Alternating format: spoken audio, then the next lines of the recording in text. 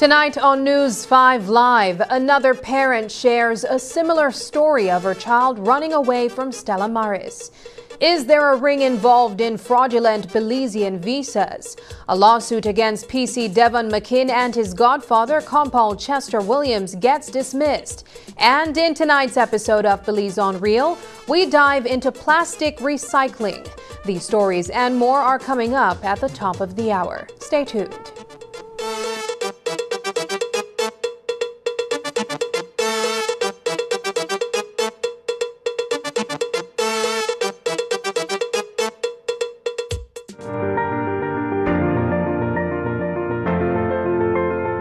LG dual inverter compressor cools air faster by operating at speeds as high as 120 Hz with more stability compared to conventional models.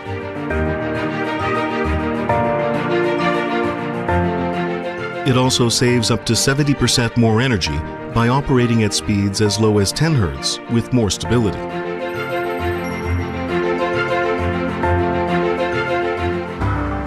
It reduces torque vibration down to 40% for quiet outdoor unit operation. Stable operation with low vibrations also results in increased durability. They'll name you 100 reasons to step back. But when you achieve your goal, they will follow you. Gorilla, make some noise.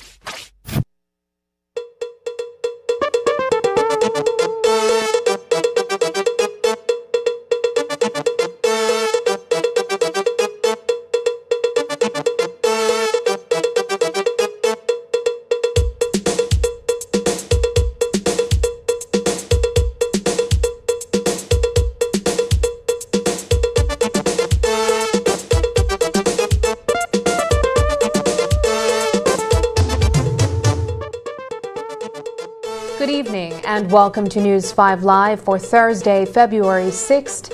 I am Sabrina Daly. It's been 3 days since 6-year-old autistic student Gabriel Orellano tragically drowned in the hangar area after slipping away unnoticed from Stella Maris school compound. The Ministry of Education has since launched a full investigation into this devastating incident. But was this the first time a child left the campus undetected?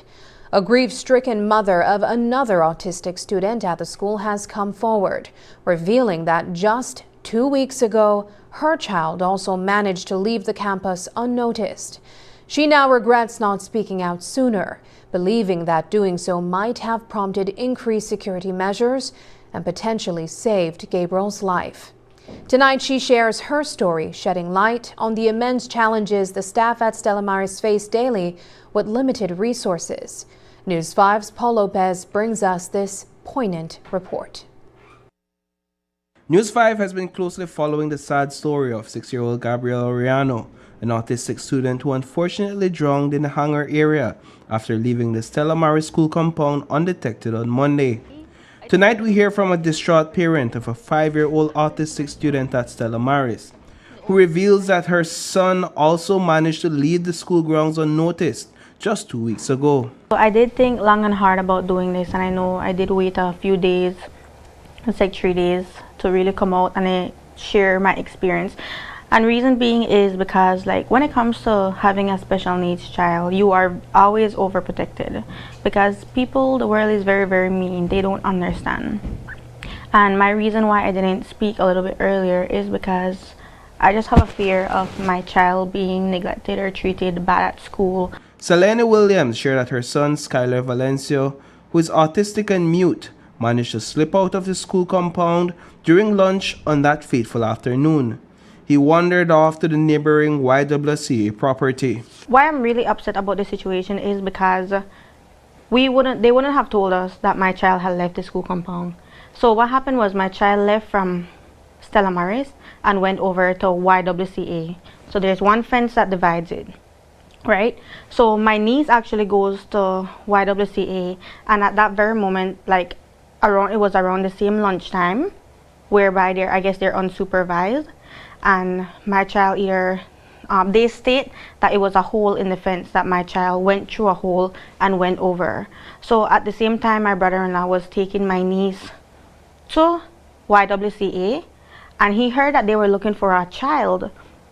So when he came back out from taking the baby to the class, he saw that they were taking my baby. So he asked, why is my child over at YWCA? News 5 has learned that Skylar Valencia wasn't the first student to slip past wardens and leave the school compound. When Williams visited the school, she recorded her conversation with the school's principal, Francelia Canton, to gain further clarity on her concerns. That private recording was shared with News 5. The school's principal explained that Skylar might have climbed over the fence or found a hole to get through. The principal also highlighted the daily challenges the school faces, being under-resourced while caring for 129 children with special needs. As the child went over, they called me from Y and they told me that the child was over there. You know your child, right? Yes. He crossed over the fence. We found a hole. We already patched the hole. But right now, I told the teacher that we want to do it more sturdy, so we're getting materials, we're getting cement and whatever, and we're going to fix it. I came here in 2021. We only had 3 wardens. We had incidences because we were dealing with 129 adult children, or your child. You see how your child give trouble? We have 128 more to deal with. Right. So 3 wardens was not enough.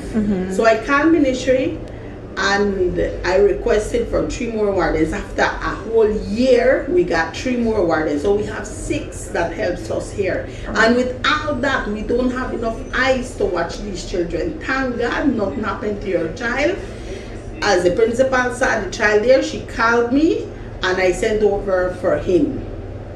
We have had incidents already that a child went through the gate and was going across, and someone by the matron Roberts, this clinic here, saw the child and brought back the child because the child was in uniform. Principal Canton reassured parents that the school is doing its best despite the tough circumstances. She apologized to the parent for the incident and pointed out another hazard on the school grounds that needs to be addressed. And the thing is that whosoever was a principal before got a lot of rocks and things all over the place. So that is what he used to climb over. And I don't call City Council for try help we get rid of all of the rocks and move them away, and they promised so many times and they still not going to do it yet. So a lot of things are beyond our control, but next, I know in July, the whole school will be worked on because we have the whole roof for the leak. So they want reconstruct this whole school and they're doing landscaping and then they get rid of all of that. So Principal Canton suggested that parents consider sending someone to supervise their children during lunchtime if they feel their child might be unsafe. In response, Williams asked the school to contact her immediately if anything happened to her child. You know, like worry people. I know, she explained that to me too, but out of the way, you understand? If something happened to your child, of course I can call. Nothing happened to her. Always do that crossover, the ladies here, we bring her over. To me, being in this profession and dealing with their kind of children, to me it wasn't anything out of the way. You understand? We even had one child one time catch the city bus. I mean a city bus and one lady here and bring her back down to school. We reached out to Principal Canton for a response and she directed us to Christy Almeida, the Special Education Coordinator at the Ministry of Education. We contacted Almeida to see if the ministry was aware of the cases Canton mentioned, especially since the Minister of Education, Francis Fonseca, expressed some uncertainty about them on Wednesday. No, I'm not aware. I can't speak to that. But, you know, over the many years, I would not be surprised if from time to time children, you know, the special needs community, you know, is, you know, require focused attention and very active. So from time to time, I would imagine that some of them have gotten outside of the compound, and fortunately, in those cases, no harm has come to them. My entire point of this is not to badmouth the school. That is not my point, because the school is a very, very good school, right? It is a very good school. My child has improved so much since going there. I've seen so many children improve since going there. That is not my point. I love the teachers. The teachers, they do take good care of the children, right? They do learn, and I love everything about the school. I always say I was thinking so hard about sending my child there, but I'm glad that I did, because it is a good school. It's just the security situation, and I do want to bring awareness so that they can do something about it. Reporting for News 5, I am Paul Lopez. Today, Stella Maris School held a candlelight vigil for staff, students, and parents. Attendees wore blue to honor both autism awareness and Gabriel Oriano's life. One attendee described the event as deeply sad and reflective. News 5 also spoke with a witness, a sanitation worker who saw Oriano running down Freetown Road. He mentioned that 3 teachers passed by and asked if he had seen the child, and he directed them down the road. Run, so he passed me. I tell her, yes, he just gone up, so he gone down Freetown Road. Gone straight up Freetown. So after that, our next lady, it was about 5 or 10 minutes after again, our next lady come and say, you don't see what young Spanish young boy pass and run past you know, and things here. So he just gone up, so straight up past Western there, we gone up, so they run the jog. And we want to stop her now to say, because we know that something wrong, and we know the bus usually carry them out, and they never usually come out of the compound like that. Why you never stop her? Why you be like under the impression? We don't stop her because we see 2 Spanish people, and we feel like that for him or sorry, auntie me they together to see away check, so we never really pay no mind to see away. But we watch them too, because they behind her, and he runs the jog slow. But we see Miss Lady, the 2 ladies gone down so, and he continue to run. But after that, when Miss Lady come back, they say, the 3rd lady come back and say, why, we find her. But you never tell me how we find her to say that when my co-worker come and tell me, boy, you know that the same young man they find by hang a wrap up in a towel down there, boy, that thing they play pan for we mind whole day, all day beds, because I just want the father just touch me if make me go stop that young man the beds. Actually, we cry an allergy. On the real side, all of we terrified to see away, because we could have do something to see away, but like when you're tying beds, like I don't know what to say. The public has been very vocal about the tragic death of Gabriel Oriano, with many questioning why no one stopped to help. Today, CEO in the Ministry of Human Development, Adele Katsim-Sanchez, told News 5 that sometimes people are so caught up in their own situations that they can't act. She also acknowledged those who did try to help Gabriel, but emphasized that as a community, we need to be more responsive to the needs of the children around us. We recognize too that there were people who made attempts. And so we want to say thank you to those who did try to intervene. But at the same time, we want to send a signal that we do need to be a lot more vigilant and mindful of the fact that children do need us as adults to be watching out for them, and that it is our duty and responsibility as citizens to look out for each other, especially children and children who are vulnerable. One of the things that may have contributed to what happened is related to a psychological term that is called inattentional blindness. And basically, you know, in studying cases like this one, not to excuse it, but just to understand more, there are times when people are going about their daily lives and they focus and pay attention to what's important to them. And so then it's not an intentional act, but it's unintentional that people might have noticed the child, but not really registered that this is a child that needs to be protected. Passing the bill, the Act on Disabilities, is something that we're trying to do at the policy level to just create a higher level of awareness of the need to look out for people who are differently abled. If we see any child that is alone, that is walking or running by themselves, that is a child that needs to be protected. And we need to call someone. We need to call the police. We need to call the Department of Human Services to make sure that we have an intervention for that child. The devastating news of 6-year-old Gabriel Oriano's death continues to weigh heavily on the hearts of Belizeans across the country. Earlier this week, we retraced Gabriel's step from his school to the tragic spot where his body was found later that day. The video revealed that Gabriel passed by several adults on his journey, yet no one stopped or questioned him. This has sparked a crucial conversation about our collective responsibility to protect and support all children, especially those with special needs. Today, the Minister of Health and Wellness, Kevin Bernard, shared his thoughts on this deeply saddening situation.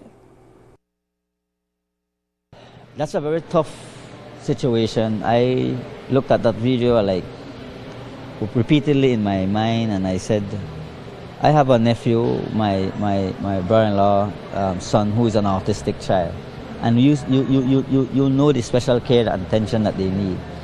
What saddens me is looking at the video, and you question, where are we as a society? Where are we as a people?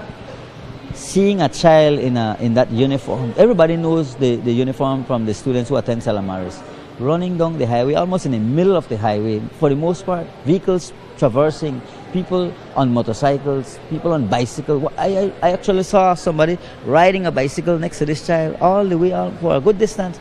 You mean we can't stop and take a look and say, man, this child is on his own out here? Can somebody... I think we fail this young child as a society. We're not casting blame on only one individual. Let's blame ourselves. Where is our passion and empathy? Where have our love gone for each other? That is what I think we should ask. I challenge every Belizean to also educate yourselves in terms of what this dreadful issue also caused on our young children.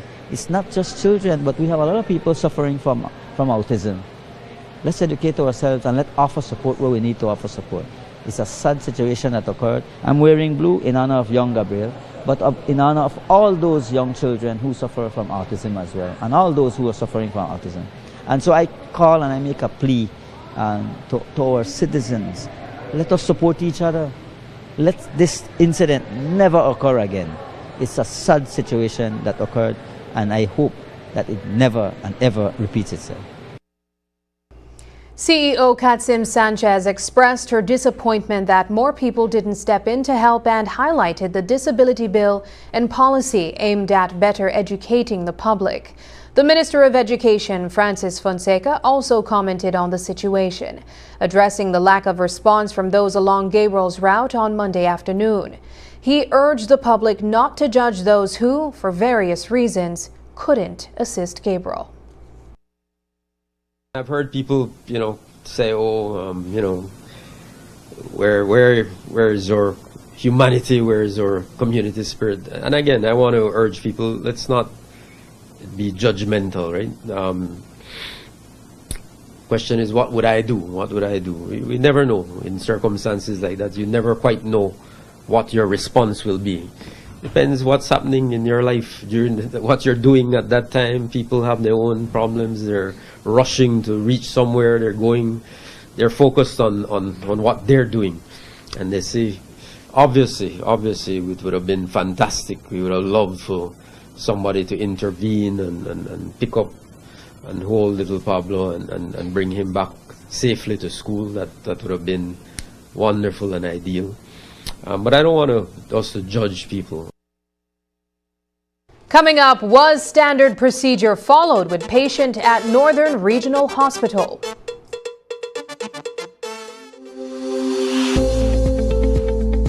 In 2022, we built on the foundation of Plan Belize, pushing forward with transformative changes for a safer, stronger Belize.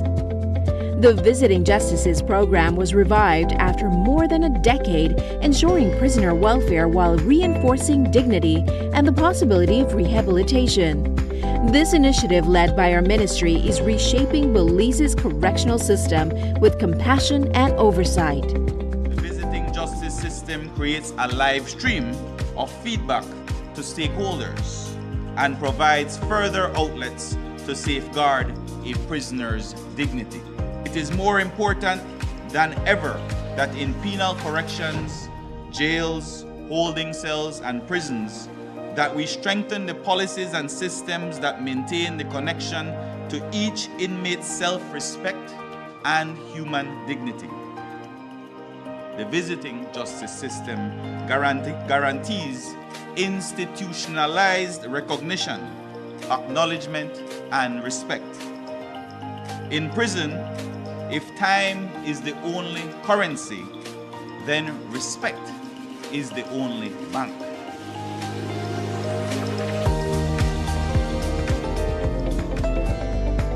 Through the Rural Safety and Security Tour, we're bringing government directly to the people. With sessions in every district, we've partnered with communities to identify challenges and implement real solutions.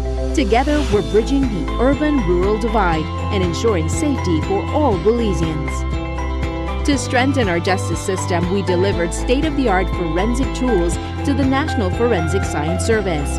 From rapid chemical identification to advanced evidence storage, these investments are revolutionizing how justice is served in Belize. With the Belize Integral Security Program, we're laying the groundwork for a new forensic lab, a fully functioning morgue, and upgraded transport for investigations. This is not just investment, it's innovation. In 2022, we showed what a hardworking government can achieve. From rural safety to cutting-edge forensics, we are building a nation where everyone feels secure and valued. Under Plan Belize, we're not just dreaming of a better tomorrow, we're making it happen today. A safer Belize begins with us. Let's keep building together.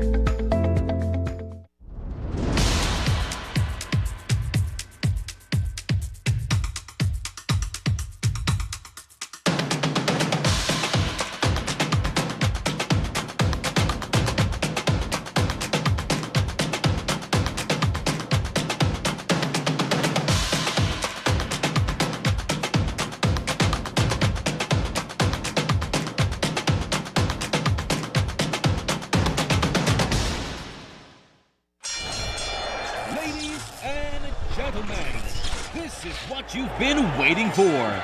In this corner, we have the masters of limitless power and unbeatable connections.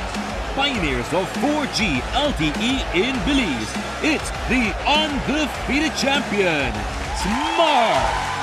And in the other corner, struggling to keep up, it's the other guy. Fight!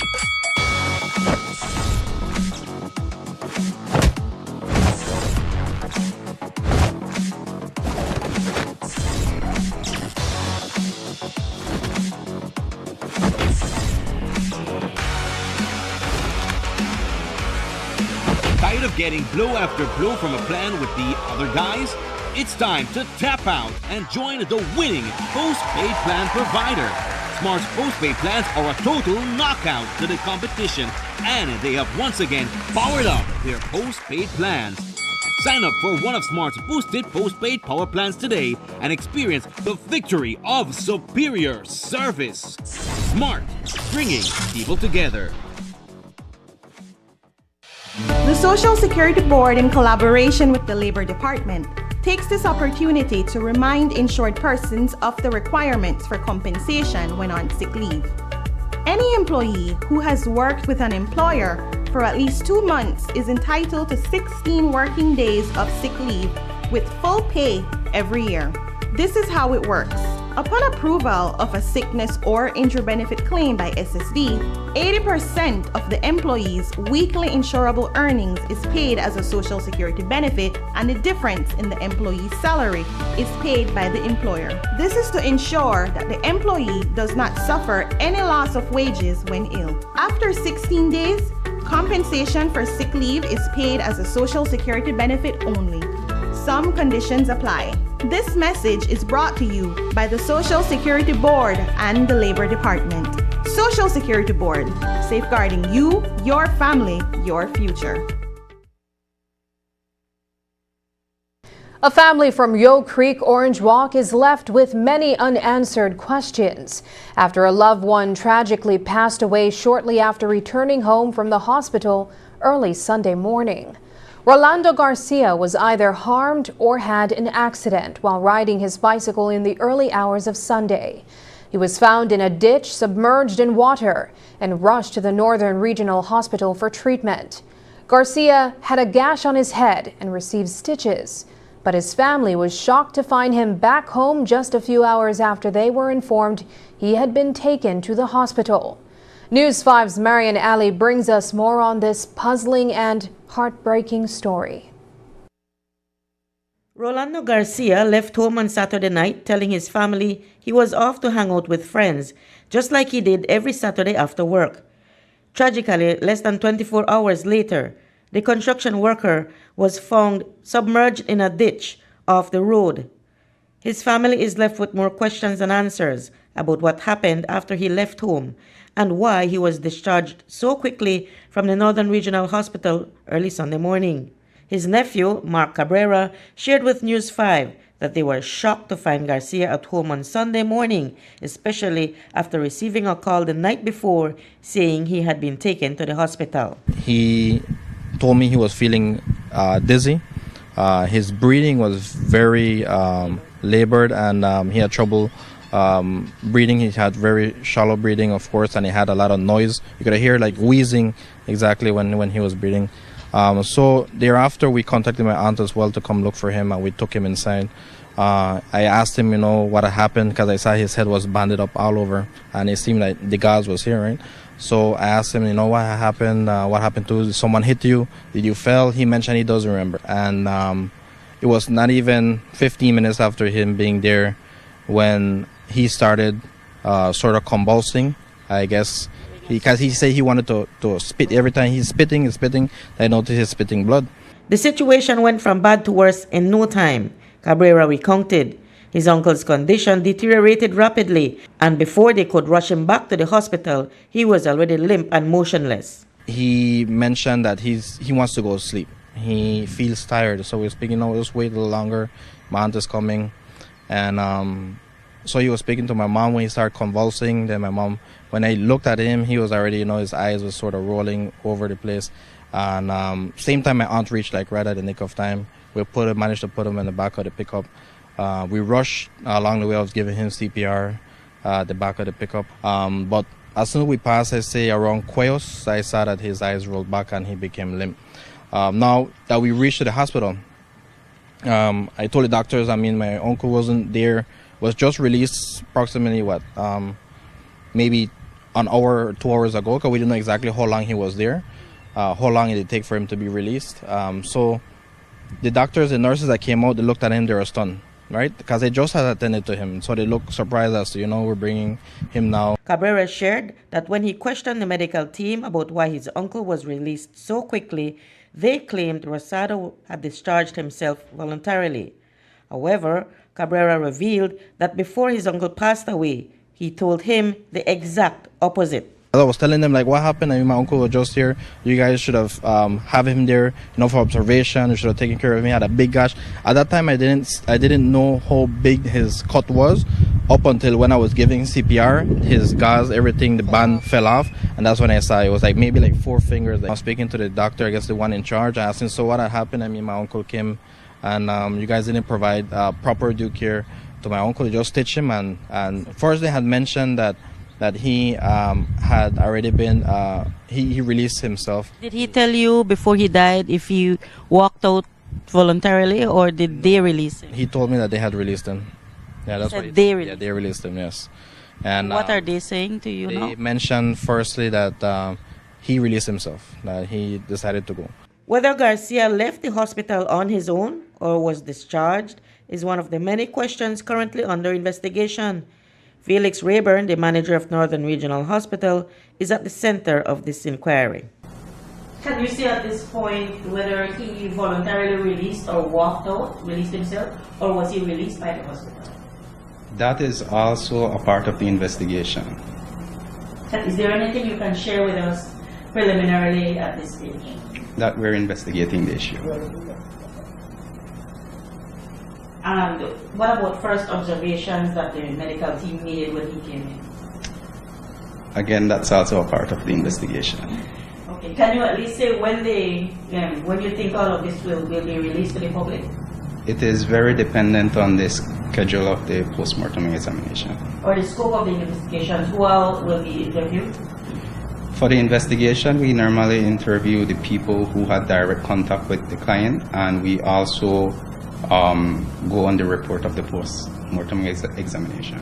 The Minister of Health has chosen to hold off on making any comments until the investigation is fully completed. I will not respond on something that I don't have proper information on. So our team is investigating the matter to find out exactly what really transpired. Before I can comment, I prefer to wait until I get a full briefing from the regional manager and through our Dr. Polanco, who is doing the research and investigation on that issue. Reporting for News 5, I'm Marian Ali. An investigation is currently underway into a suspected case of visa fraud. On February 3rd, a traveler arrived at the Philip Golson International Airport and presented a fake Belizean visa to an immigration officer. The traveler has been identified as 23-year-old Lazar Krivokapic from Montenegro in the Balkans. Krivokapic, who arrived on a Copa Airlines flight, handed over a travel document that lacked standard security features. Further checks reveal that Krivokapic had previously been denied a Belizean visa. Outside the arrival section at the airport, another individual was waiting to receive him. This person, identified as resident of Camalote village, presented a receipt for the previously rejected visa application. News 5 has learned that the special branch of the Belize Police Department is leading the investigation. News 5 also spoke with the immigration CEO, Tanya Santos, for more details. The individual came in on a flight late Monday evening, and presented his documents to the immigration officers, and the nationality requires a visa to enter Belize, so the passport was viewed, and the visa that was in the passport, the immigration officers noted right away it looked very suspicious, and on closer inspection, it was determined to appeared to be a fraudulent visa. So they reviewed it a little closer and discussed it a little further, and did some interviews with the traveler, and eventually included the special branch in these interview processes.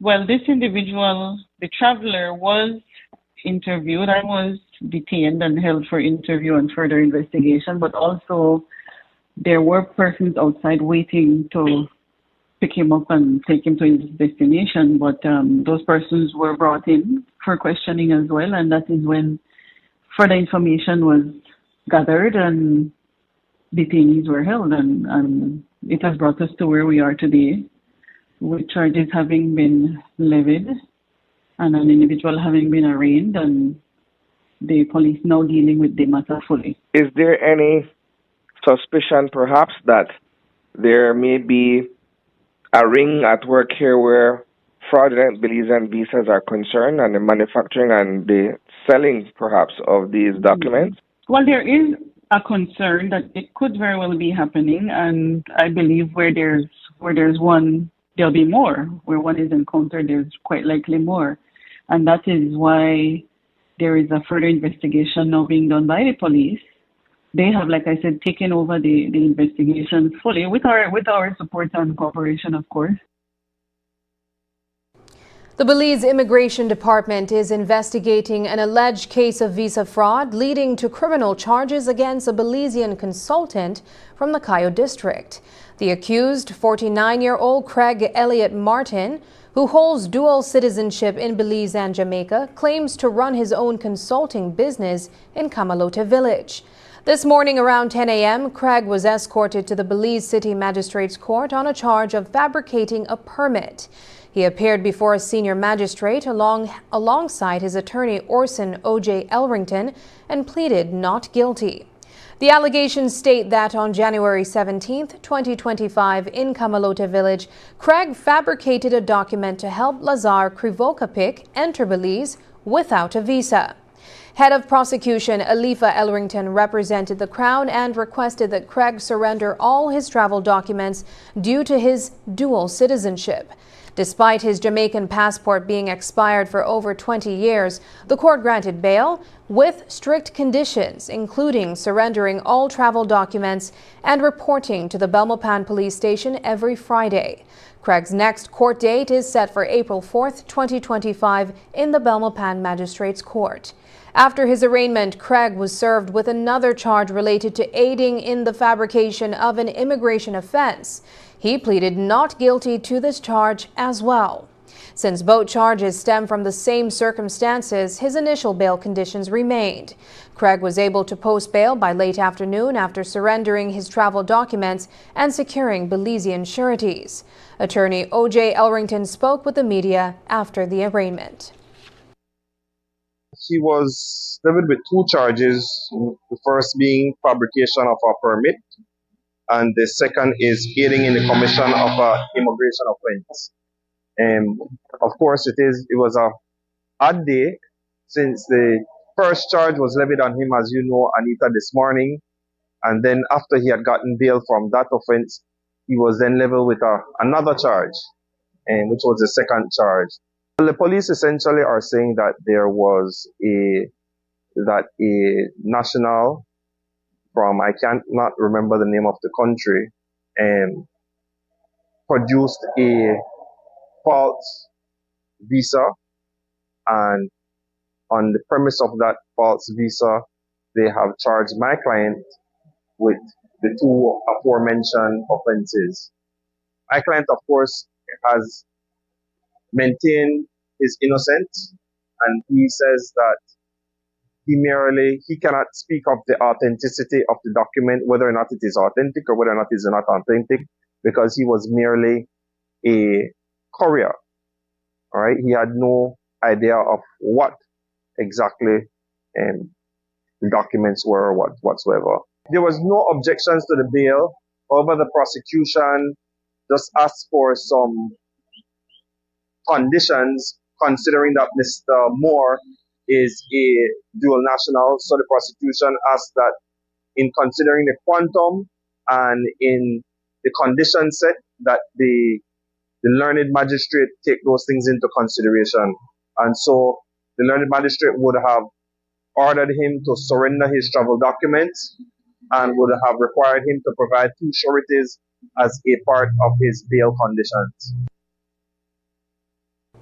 Ryan Melendez, a construction worker from San Pedro, filed a lawsuit against the Attorney General, the Commissioner of Police, and Sergeant Devon McKinn. Melendez alleged that on July 6, 2024, McKinn struck him on the head with a gun while on the island. He claimed that McKinn acted negligently and wrongfully with his firearm, seeking damages for negligence, assault, and battery. Melendez stated that McKinn used a weapon to hit him on the face, causing bodily harm and using excessive force.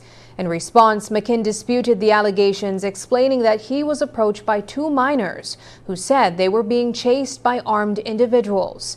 McKinn argued that he acted cautiously to ensure his safety due to the perceived threat and was fulfilling his duty as a police officer to protect life and property. Ultimately, the case was dismissed because Melendez did not provide the government of Belize with the required 30 days notice before filing the claim. McKinn was represented by attorney Hector Guerra. However, Melendez still has the option to refile the case with proper notice. Alberto August, an opposition member of the Elections and Boundaries Commission, has taken aim at the Facebook blog Hot Off the Press for spreading misleading information about the assignment of political colors for the 2025 general election. In his statement, August said, quote, "This is in response to the grossly misleading post broadcast by untrained individuals posing as journalists on the Facebook platform Hot Off the Press. It's actions like these that tarnished a noble profession of journalism," end quote. He clarified that while the assignment of colors was discussed extensively in a recent commission meeting, no final decision has been made yet. August explained that the commission unanimously agreed that under Section 15(4) of the third scheduled election rules of the Representation of the People Act, Chapter 9, they must first consult with political parties contesting the election before making a final decision. He added, quote, "For this to move forward legally, the Alliance for Democracy Party, led by their acting leader Tracy Panton, must first declare itself a political party, as the commission can only consult with political parties contesting the election," end quote. After the break, an honest way to make money by recycling bottles. But first, here's the latest weather update from the Belize Met Service.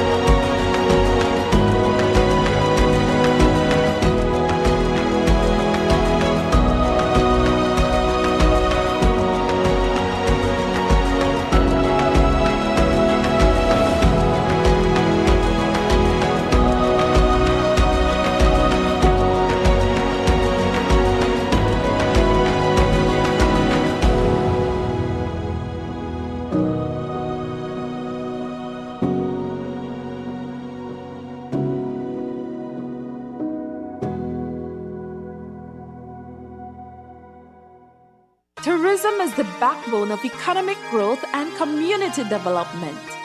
However, success in tourism development requires more than just a vision. It demands responsible planning, strategic partnerships, and adherence to local regulations. To support developers and investors, the Belize Tourism Board, BTB, would like to remind that every owner of a prospective hotel or tourist accommodation must apply for and obtain registration from the Registrar of Hotels before commencing construction or development. For those who have already commenced construction, please contact the BTB at hotels@belizetourismboard.org to request and submit your registration form for new developments. Together, let's build the future of tourism. Digi is bringing the power of connectivity to every corner of Belize with our Digi on-the-go mobile store. Ma, Digi dia. Digi dia. Don't say. Sign up for the fastest, most reliable home fiber service, purchase the latest device, or explore our wide range of services. This one-of-a-kind mobile store has it all. Our dedicated team brings the same high-quality in-store experience to you, ensuring you stay connected with friends, family, and the world. You guys bringing the mobile here, it's really helpful saving a lot of money for people going from the town, especially like in Punta Gorda, which is 25 miles away from here, which will cost a couple dollars for them to reach there. So having these caravan here, it's a lot easier, it's a lot cheaper, and you know, people are taking advantage. As you can see, we have a lot of people coming out today to purchase some of these devices, the pops and even postpaid that they're eager to have, no? Digi is connecting Belize one community at a time. Look out for the Digi on-the-go mobile store with exclusive deals and offers in a community near you. Follow us on our Digi Facebook page to see where we will be next. Digi, our national telecom.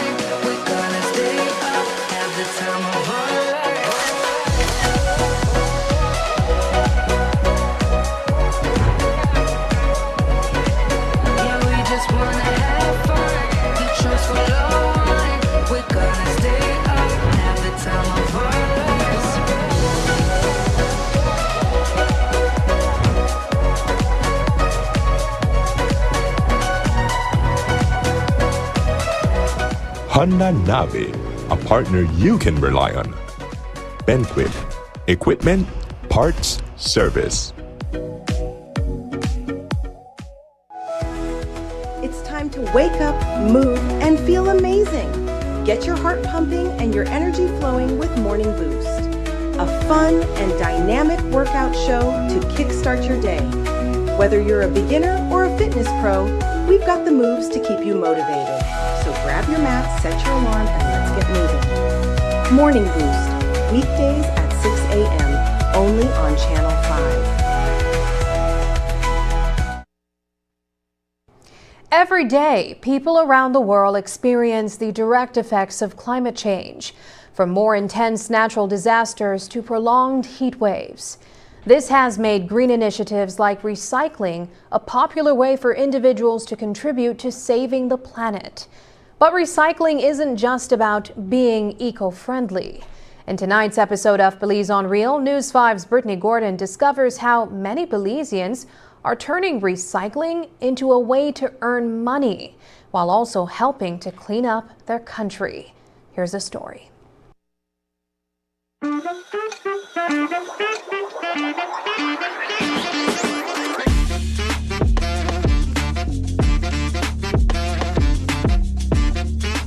By 8:30 a.m., the Bowen & Bowen compound in Belize City is buzzing with activity. Workers are busy hauling away stacks of crates and bags filled with hundreds of empty bottles for processing. But where do all these bottles come from? They come from dedicated collectors like Alfonso Mejia, who gather and resell them to the company. Well, it's hard work, means you have to go and pick up all about and at the same time you buy to come and make a load, maybe one time every 15 days. Where do you collect these bottles from? Well, all in Belize, all in Belize, and I buy too. For about 20 years, Alfonso Mejia has been collecting and reselling bottles. He gathers both glass and plastic bottles, selling them for 15 or 25 cents each, depending on the type.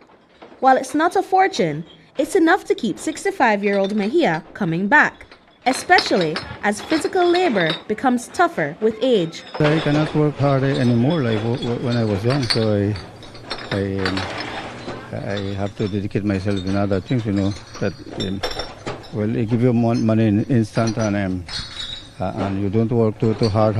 I mean, you do your own job, you see, because when you do other work for other person, you have to maybe hold you're in another time, but then with this, you just come and make really money fast. After inspection, the company cleans and sanitizes glass bottles for reuse, while plastic bottles are compacted and sold abroad for recycling.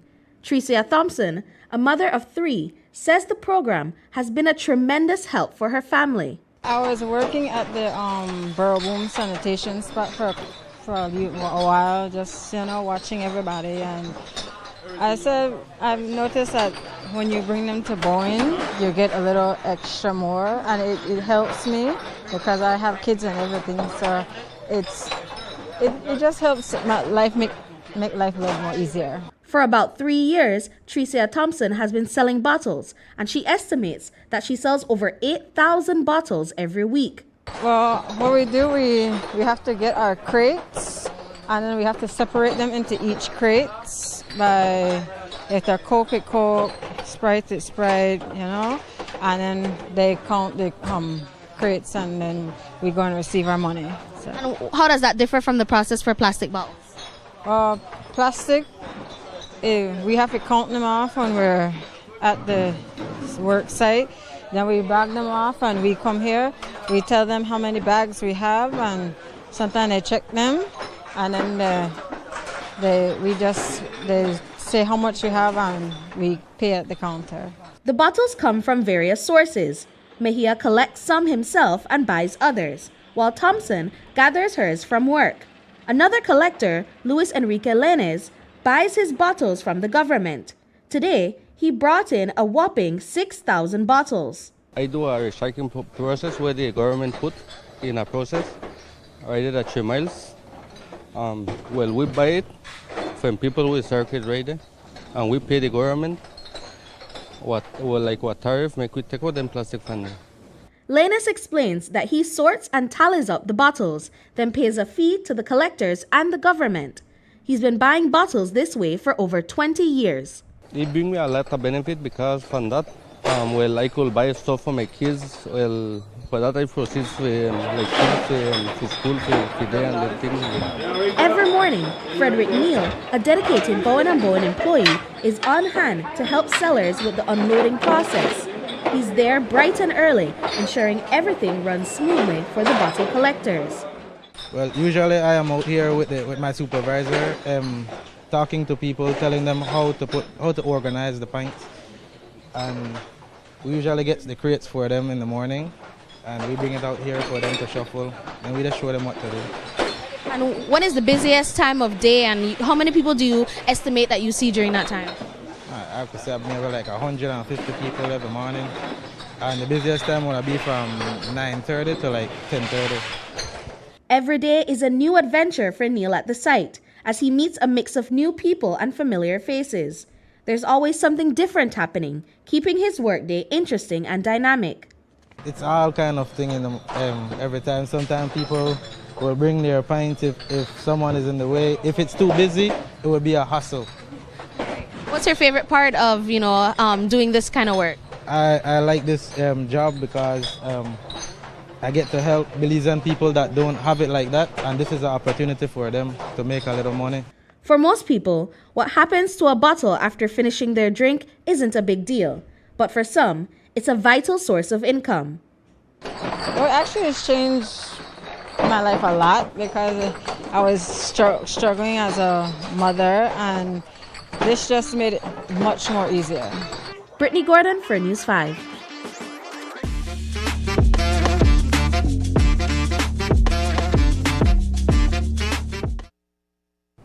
On Wednesday morning, San Pedro police carried out a drug destruction operation at the cemetery, burning a significant quantity of illegal substances seized on Ambergers Key. The operation, approved by Commissioner of Police Chester Williams, was witnessed by representatives from the magistracy and the National Forensics Science Services. The incinerated drugs included approximately 3 kilograms of cannabis, 6 kilograms of cocaine, 374 grams of crack cocaine, and 3.6 kilograms of hashish. The burn consisted of both found property and court-concluded exhibits. When we return, San Ignacio family seeks financial assistance for accident victim.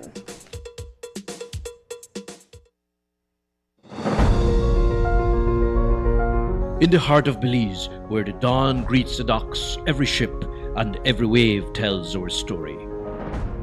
We are hardworking, committed to every load, every day. We are meticulous, planning each detail for perfection. We are innovative, always finding new ways to enhance our efficiency. We are resilient, overcoming challenges together as a family.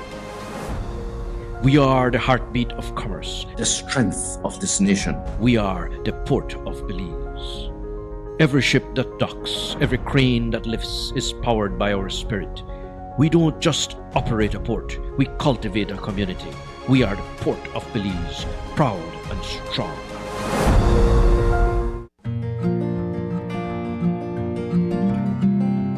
Walking with my dog Luna at night feels safe because the streetlights are bright. Thanks to BL's LED streetlight project, our communities look much brighter. If you have an old fixture in your neighborhood, report it today using the BL 24/7 app. With just a few clicks, you too can help make our communities safer, brighter, and more energy efficient.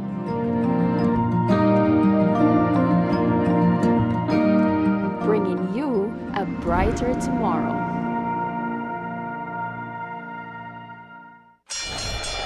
Ladies and gentlemen, this is what you've been waiting for. In this corner, we have the masters of limitless power and unbeatable connection. Pioneers of 4G LTE in Belize. It's the undefeated champion, Smart. And in the other corner, struggling to keep up, it's the other guy. Fight!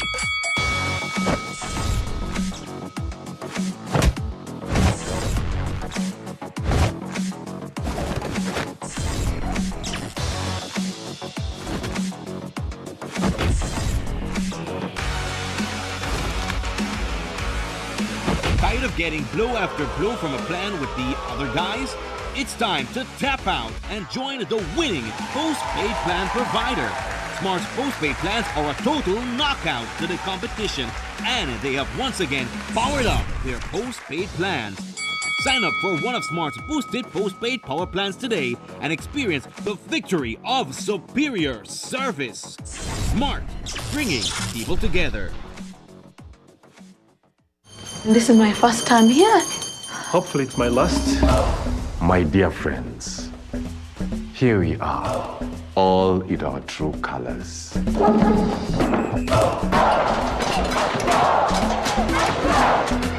Your transfer papers, your key to the Mvule Kingdom. Hi, I'm Lisa. I know. Here are your clippers. Clippers. Hussein, we are perfect. We run this place. So let's act like it. Solomon, the head prefect, quick. Is my collar straight? You'll be out of Mvule High before you can pronounce the word scholarship.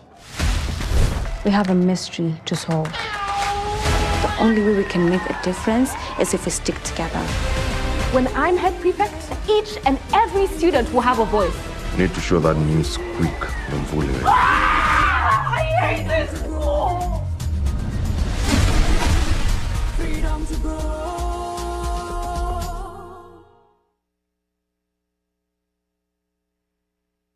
The family of San Ignacio resident is urgently seeking financial help for life-saving surgery.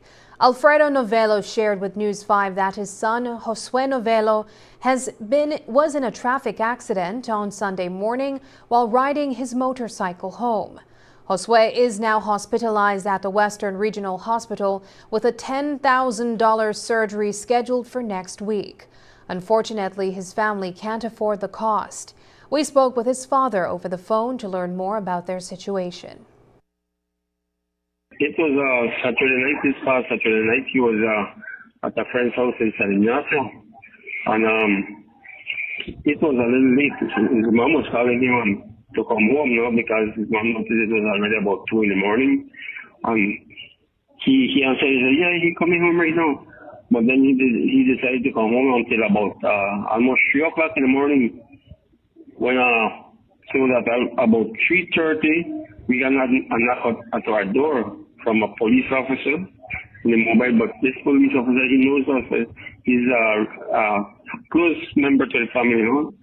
So he knocked on the door and he said, "No, I have bad news for you." I said, "What happened? What happened?" He said, "We found your son by the new bridge. It looked like he crashed in his motorcycle and he's all broke up." He said, "Broke up on your hand, on your foot, maybe back, I'm not so sure, but he's all broke up." Yeah, that's how we find out that he got in the accident. Eventually, we would really appreciate help from everybody that could assist us, because the operation here in the doctor says it's going to cost $10,000. Wow. And it's very, very tight for the pocket. So we're asking friends and families and everybody if you can please support for the operation. And the doctor said it's better if we can do it as fast as possible. Yeah. And he's talking about Monday or Tuesday or somewhere around there. On Tuesday, the National Health Insurance NHI team met with medical professionals in Belmopan to talk about rolling out NHI in the area. The government is getting ready to accept bids from primary care providers to serve Belmopan residents under the NHI program. They aim to have NHI available across the entire Cayo district by mid-2025. Minister of Health and Wellness Kevin Bernard shared more details about the plan for nationwide coverage. As you are aware, the rollout of the entire Cayo district has commenced. There have been consultations that is taking place. The plan is that by the end of this year, we should have NHI across the entire country. So there is a process. I think that in May, we are looking at targeting the Cayo side and then Belmopan district. Belmopan City, and then we go on to the other surrounding villages, because Cayo district is very huge, and so there's going to be a lot of uptake. It is our hope that by the end of the year, as I said, we would have full coverage of NHI across the entire country.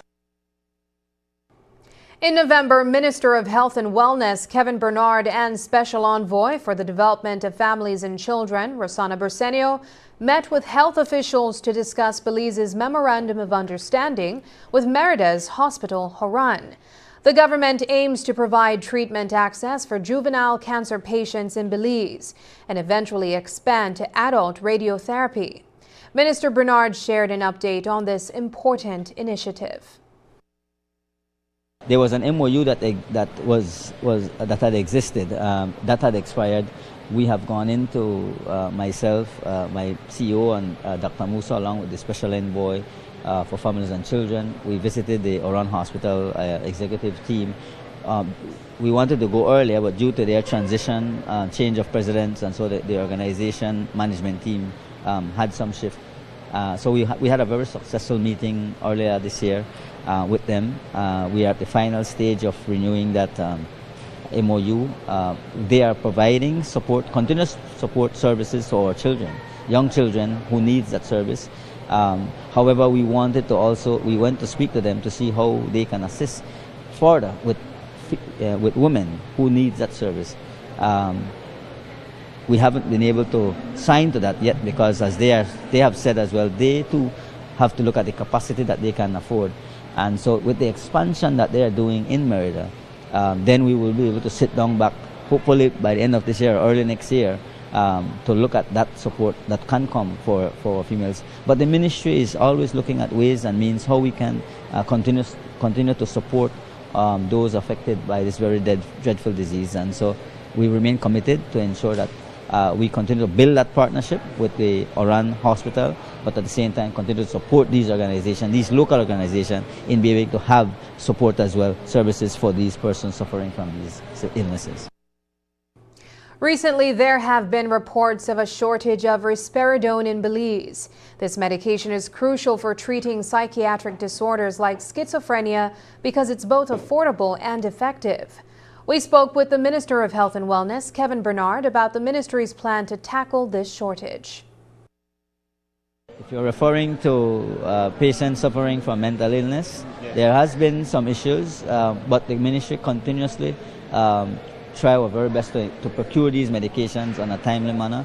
There are times that it's very scarce, out of our control, but just recently, I know we recently ordered some of these urgent medication. These are very delicate medications, and we are making sure that we can make these available on a very timely manner. So I cannot speak much to that, but I can tell you that we are doing everything possible to ensure that we have supply in country, so that we are able to attend to our patients that needs these services. Now, we have people that are housed at the Palm View Center and other facilities that we do provide these services to.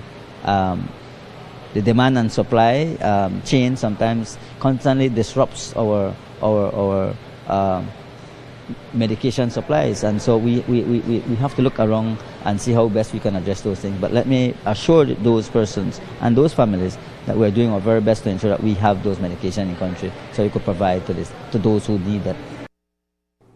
Since his inauguration a few weeks ago, President Donald Trump has cut funding for several foreign aid initiatives. This decision has impacted various programs in Belize, especially those providing health care assistance. We spoke with Minister of Health and Wellness, Kevin Bernard, to find out how Belize plans to continue offering modern health care to its citizens despite the loss of additional funding. Well, remember that we continue to benefit from the technical support that these people will provide. And while the U.S. pulled away from, I think it's just a temporary pulling away, I'm pretty sure, from the World Health Organization, Belize continues to benefit from many other things, but we are doing our part. And this is the reason why the NHI rollout being provided to our citizens to be able to have people have access to free primary health care, almost free. Secondary fees that we have removed across this country also gives access to health care. Ms.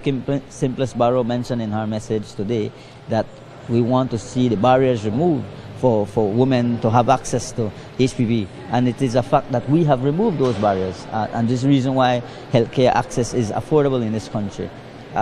So despite that challenge, we will continue to do what we can to ensure that we move our country forward and to continue to build a resilient health system.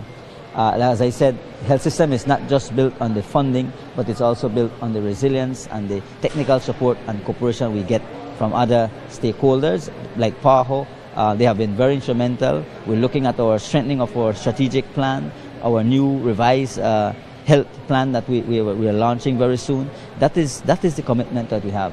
The elimination of cervical cancer is a commitment that Belize has put forward, and many other things that we want to achieve over the next few years. So it is important to understand that despite what is happening in the U.S. and around those issues, we continue to remain steadfast, focused, and determined to improve healthcare in this country. Up next, a new youth space comes to the Twin Towns.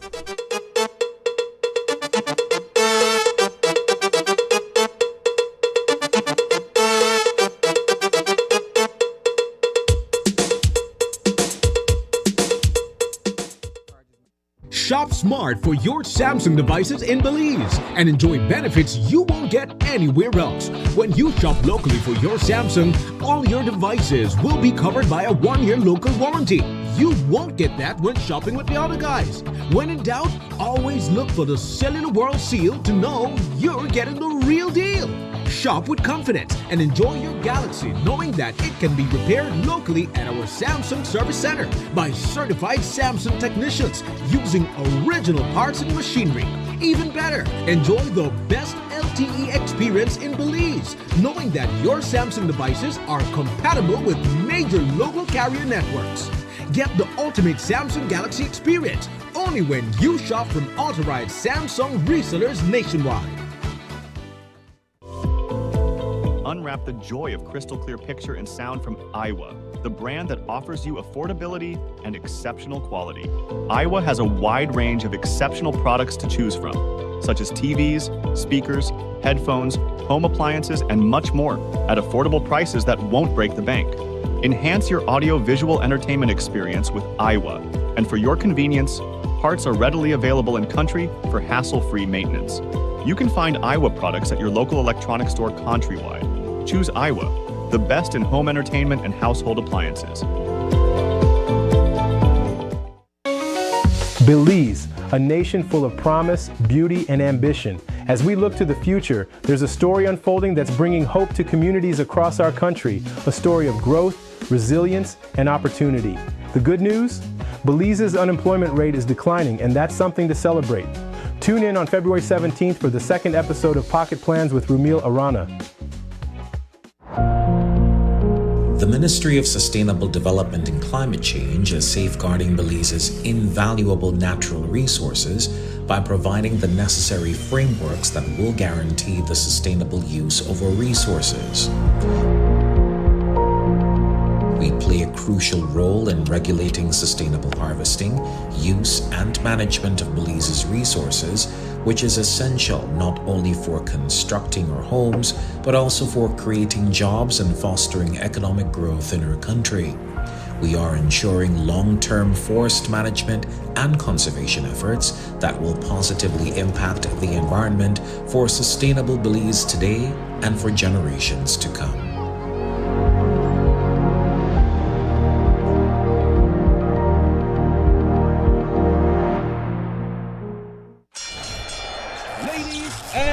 Gentlemen, this is what you've been waiting for.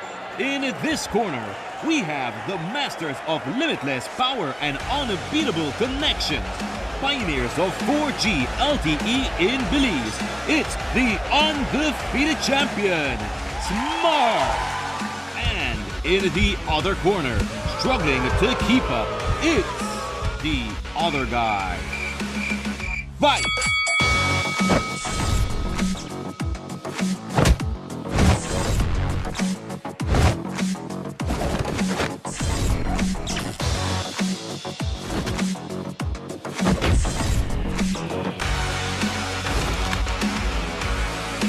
Tired of getting blow after blow from a plan with the other guys?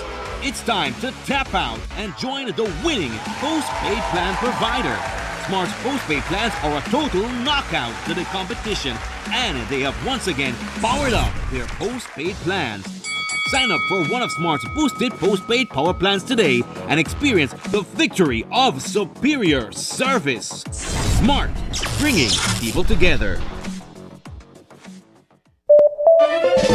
Coming up, a festival of long-distance running with some very familiar charms. How about Run Barbados? When it comes to entertainment, this iconic couple really puts on a show. Caribbean Passport TV brings the region closer together. Exciting destinations, healthier meals. Be viewing this station. So have your passport ready and let's travel. Belize is facing a worrying rise in cervical cancer cases, a disease that is entirely preventable. Despite this, it's still one of the most common cancers affecting women worldwide, especially in low-income countries like Belize. To tackle this pressing issue, the Belize Cancer Society, the Ministry of Health, and the Pan American Health Organization, PAHO, came together today to host the Empowering Women and Girls Against Cervical Cancer Awareness Forum in Belize City. Our very own News 5's Brittany Gordon was on the scene to bring us the latest updates from the event. Cervical cancer claims over 34,000 lives each year in the Americas, and Belize, unfortunately, has one of the highest rates of both incidence and deaths in the region. The good news is that this disease is treatable and even curable, especially when detected early.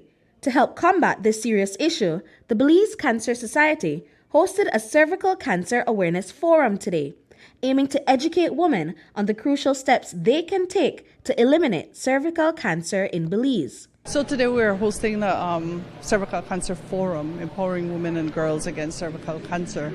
And this event is to create awareness and to empower women. We had the official opening this morning, and this afternoon we'll be doing HPV testing and vaccination in partnership with the Ministry of Health and PAHO. The main culprit behind cervical cancer is the human papilloma virus, HPV, a virus that spread through sexual contact. At today's forum, attendees had the opportunity to get free testing and vaccinations. making it easier than ever to take proactive steps against this preventable disease. It's also very important to also note that young boys can also carry the virus and pass it on to a female. And so it is about education, it's about hearing, and I think the forum will also allow for persons who have gone through this issue and survived the just dreadful disease to share their experiences and to encourage others to take advantage of the support that is available to them. Great news for Belizeans. The HPV vaccine is available at no cost and is highly recommended for girls aged 9 to 14. This is a fantastic opportunity to protect our young generation from cervical cancer right from the start. We started when, remember, the vaccine it was implemented in Belize way back in 2016. It had a cost at the time, but last in 2023, when it was actually relaunched after COVID, we have seen much more personnel taking on the vaccines, and we encourage people to continue to take that vaccine. As I said, cervical cancer, which is highlighted in this forum, is preventable. It's a disease that can be prevented, it can be managed, and so we want to encourage people, and this forum is about that. It's about making sure we bring awareness to those effects of cervical cancer. It's also to bring awareness to females who can end up with that situation. The event featured an impressive lineup of panelists, including an oncologist, a non-communicable disease specialist, and a powerful testimony from a survivor. The Belize Cancer Society, of course, our mandate is to advocate and empower women and girls and men and boys against cancer. And it was very important because cervical cancer is one of the most treatable and preventable cancers. And so for us it's very important to, as we reflect on where we are as a country in terms of cervical cancer, to do more so that we can really and truly eliminate cervical cancer in Belize. By spreading the word and encouraging regular screenings, Belizeans can save the lives of countless women and girls, while also easing the burden on our healthcare system. Belize signed on to the elimination initiative for cervical cancer, and that's where we want to go by the end of 2030. It's a global challenge that we all signed on to see that we could eliminate cervical cancer across the globe. Brittany Gordon for News 5. To wrap up tonight's newscast, we're excited to share the opening of a new youth space in San Ignacio. This initiative, driven by the Ministry of Education and UNICEF, aims to provide students with a vibrant space to learn, experiment, and innovate using digital tools. Now let's hear more from News 5's Isani Cayetano. The government of Belize and UNICEF are continuing their mission to roll out youth spaces across the country. This exciting initiative, spearheaded by the Ministry of Education, has already brought these innovative facilities to the Stan Creek and Toledo districts. Recently, the twin towns of San Ignacio and Santa Elena celebrated the inauguration of their very own youth space. Leading the charge is Namrita Balani, the Director of Science and Technology. We all had moments where we wish we had been exposed earlier, encouraged more, and given a space to explore. That's why we decided that youth space had to be more than just a room with tables and chairs and computers. It needs to be a space where education, culture, and technology meet, creating an environment where students can explore new ideas, connect with their heritage, and use technology to experiment and innovate. A space where students can be exposed to new opportunities, a space where they can create in a safe environment, a space where they can innovate and discover the paths they never knew existed. Cayo Northeast Area Representative Orlando Habet, whose constituency proudly hosts the newest youth space, was present for the brief but meaningful opening ceremony. I know that these initiatives are very special. I know, looking at the social component, where it says that the core feature of youth space is that they provide a supervised and safe environment where children can engage in organized activities designed to encourage play, for social interaction, learning, and self-expression. Very, very, very, very important. We see what happens in our communities many times when Young people don't have those spaces where they can interact with their peers. And we have a saying that we've heard many times before that says, an idle mind is the devil's workshop. To keep students excited and engaged, they've created an environment that's perfect for learning, experimenting, and creating. This effort has the full backing of UNICEF. Today, we gather to celebrate a milestone in our digital transformation agenda under the theme, Connection, to underscore the critical need for safe, child-friendly spaces where access and services to resources are needed for our children to succeed. Our pivotal use spaces are leveraging technology to transform and accelerate learning and skills development. It represents a paradigm shift. We're leapfrogging traditional methods to embrace digital transformation and innovation for every child, wherever they live, wherever they learn. For this reason, UNICEF's collaboration with Ministry of Education, NICH, and Belize National Library Services and Information System continue to expand as it contributes to the realization of the right of every child. Reporting for News 5, I am Isana Cayetano.